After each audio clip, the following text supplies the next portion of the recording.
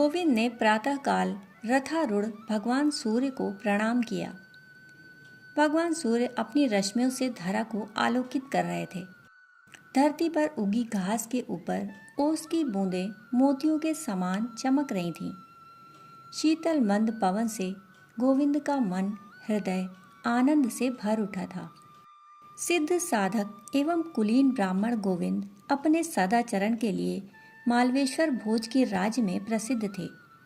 गोविंद जितने विद्वान एवं मनीषी थे उतने ही संवेदनशील भी। सूर्य की रश्मियों के समान उनका ज्ञान प्रखर था और हृदय ऐसा कोमल था जो तुरंत किसी भी पीड़ा के प्रति पिघलने लगता। वे ना तो असत्य वचन बोलते और ना ही ऐसा आचरण करते।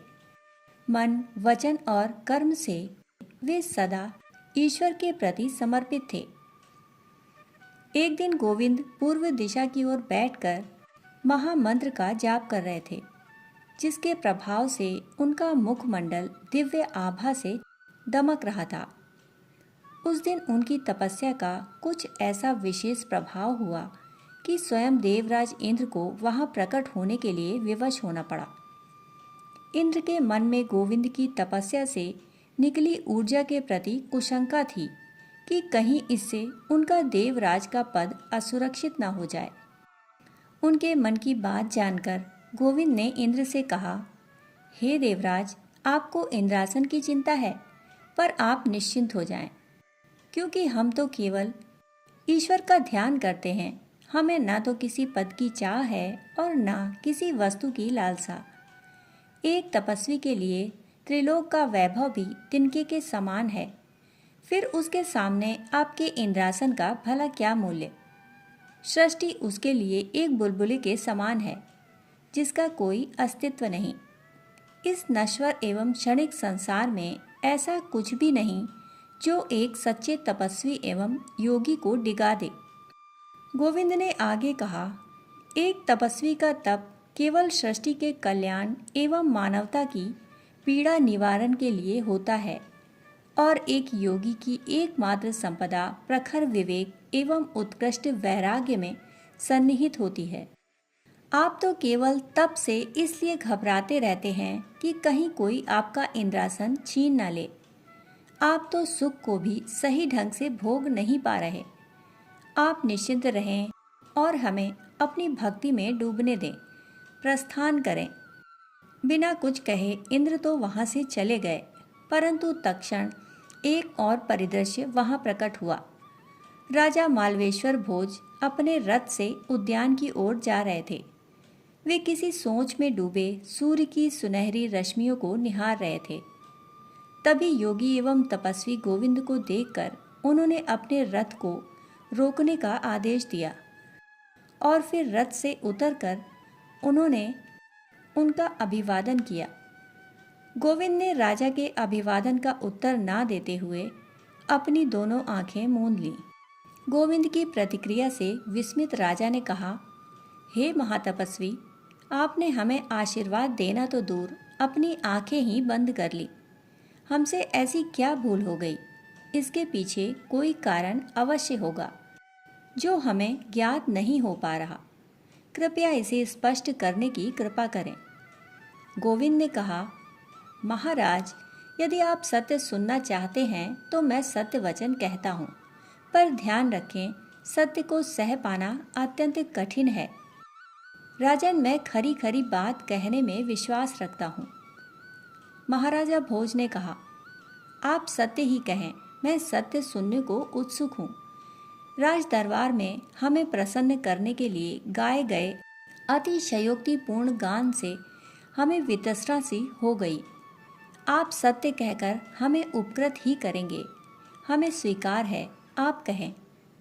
गोविंद ने कहा, राजन, लोकोक्ति है कि प्रातः किसी कृपण का मुख देखकर नेत्र बंद कर लेना चाहिए, और इसी कारण मैंने अपनी आंखें मूंद ली।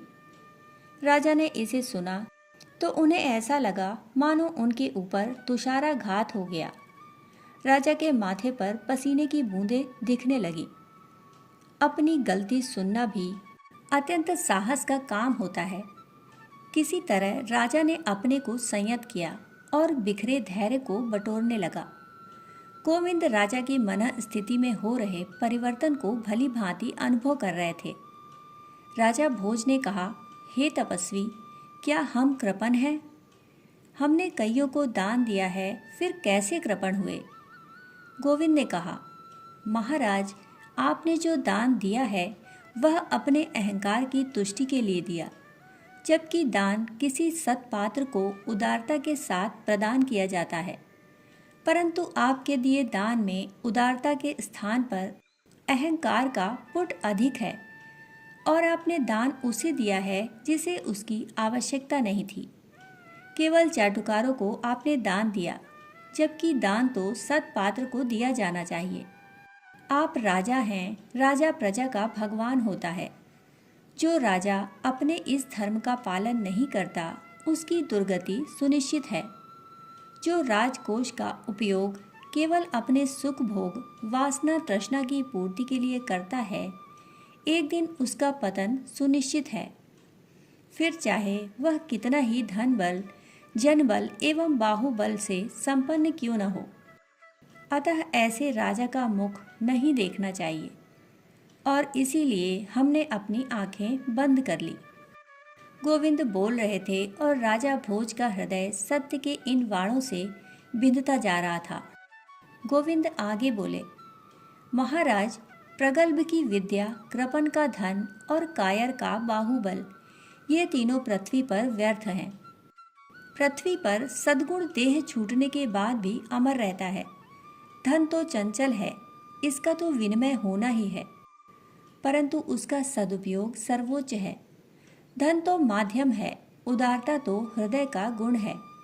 यदि उदारता है तो दधीचि, शिव और कर्ण के समान दानवीर हुआ जा सकता है, जिनकी अमर गाथा अभी भी इस धरा पर गाई जाती है।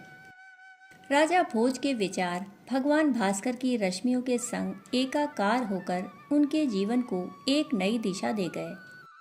आज का सूर्योदय उनके जीवन में भाग्योदय के रूप में परिवर्तित हो गया था। इसके उपरांत राजा भोज ने अपने धन का अधिकतम उपयोग प्रजा के हित में किया।